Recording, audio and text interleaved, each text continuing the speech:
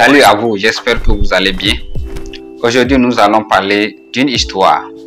Une histoire inspirante, bourrée de leçons de vie à tirer pour notre succès personnel et professionnel. L'histoire d'un animal perdu et délaissé dans un environnement qui n'est pas le leur. Une histoire d'un aigle qui cherche à s'adapter face à un environnement totalement nouveau. Un jour, un Indien éleveur, au cours de sa promenade dans une forêt, trouva un œuf sur une montagne. Il se demanda quel animal a pu arriver jusqu'ici pour pondre un œuf. Il s'approcha ainsi de l'œuf. Il s'aperceva que c'était un œuf d'aigle. Il ramassa l'œuf et rentra chez lui. Une fois à la maison, il le déposa dans le nid d'une poule. C'est ainsi que notre petit aiglon vit le jour au milieu des poussins. Un environnement totalement nouveau. Au milieu des poussins, notre petit aiglon vivant et agissant comme un poussin. Toute sa vie, l'aiglon fit ce que la poule fait normalement. Il cherchait dans la terre des insectes et de la nourriture.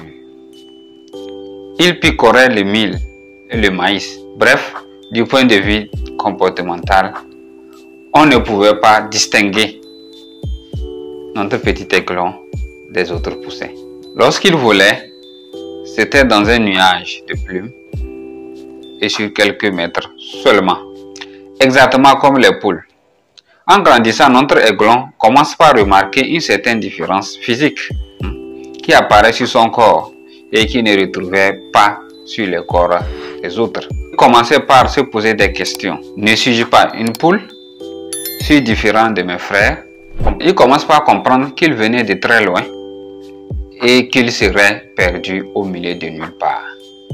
Qu'il n'était pas une poule. Mais sa mère, qui le prend pour son fils, lui affirme qu'il est vraiment une poule et qu'il est fait pour picorer des grains dans cette basse-cour, les pattes dans la merde, et ceci jusqu'à la fin de ses jours comme les autres poussins. Notre jeune aiglon accepta toute l'affirmation qu'il venait de recevoir, jusqu'à ce qu'un jour, un aigle survolait leur secteur à la recherche de quoi manger. C'est là que notre aiglon aperçut l'aigle planer dans l'air. Waouh! Quel oiseau, disait-il. Les autres disent que c'est un aigle, le roi des oiseaux. Il sème la peur et la terreur partout où il passe. Nous ne sommes pas comme lui. Notre aiglon observa attentivement l'aigle qui planait et disait ceci. On dirait que je suis moi aussi un aigle.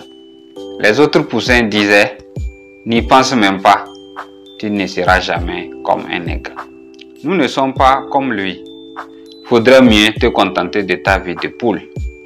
Mais il observa tellement les ressemblances avec l'aigle qui survolait, d'une part, et la différence avec les autres poules, d'autre part, lui fortifia sa conviction. Écoutant son cœur et croyant que tout était possible, mettant de côté tous ses doutes, il prit son courage à deux pattes et s'envola rejoindre le ciel et l'immensité des possibilités. Le voilà en train de planer dans le ciel. Il venait de retrouver le bonheur, la voix, son identité. Il affirma, je suis vraiment un aigle. Je suis fier de l'être. Quel est le rapport entre cette histoire et nous? Quelles leçons pouvons-nous tirer de cette histoire? En attendant, abonnez-vous si ce n'est pas encore fait pour ne plus rater nos prochaines vidéos car nous publions des contenus chaque semaine qui vont vous permettre vraiment de faire un pas dans la réalisation de vos objectifs.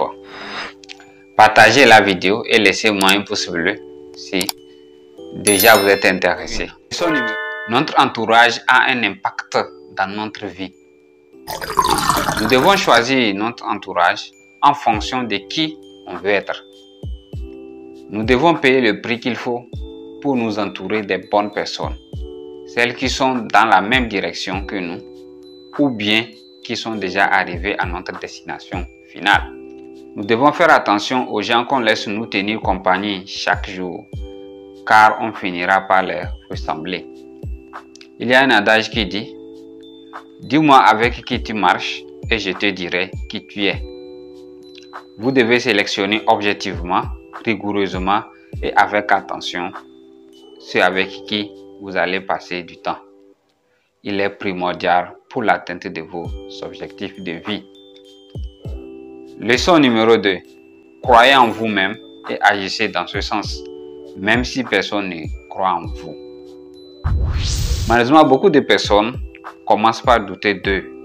Si quelques personnes doutent de leurs capacités, de leurs compétences, comprenez que tout le monde donnera son point de vue sur cette situation-là. Pas en prenant en considération tes propres capacités, mais en se basant sur eux-mêmes, leur propre expérience, comme si on parlait d'eux. Plus vous êtes entouré par des personnes positives, plus vous recevez des encouragements, des messages positifs et des preuves de possibilités. Ce que les gens disent de toi n'a pas d'importance. La seule chose qui puisse réellement impacter ta vie ou changer ta vie, c'est de croire en tes capacités. Leçon 3. Nous devons nous connaître. Malheureusement, beaucoup de personnes ont perdu leur identité. À partir du moment où vous retrouvez votre propre identité, vous commencez réellement par avancer. Vous ne pouvez pas réussir en étant dans la peau d'une autre personne. Qu'est-ce qui fait de vous, vous, et non une autre personne? Arrêtez de faire des choses comme les autres. On doit sentir une originalité dans tout ce que vous faites. Je ne dis pas d'inventer des choses nouvelles. Non, pas forcément. Mais d'apporter toujours votre touche personnelle à ce qui existe déjà et vous ferez la différence. Vous devez réussir en étant vous-même. Chaque individu est spécifique, unique. Donc arrêtez de vous forcer à faire les choses comme les autres ou comme tout le monde. Le vrai bonheur commence à partir du moment où on reconnaît notre destinée. Si vous avez aimé cette vidéo, laissez-moi un pouce bleu et abonnez-vous si ce n'est pas encore fait pour ne plus manquer nos prochaines vidéos. Partagez au maximum autour de vous pour que le message touche le maximum de personnes. C'était Tchagbele Ngiasu. Pas la peine d'argumenter. Laissez tes résultats aller de toi. Bye bye.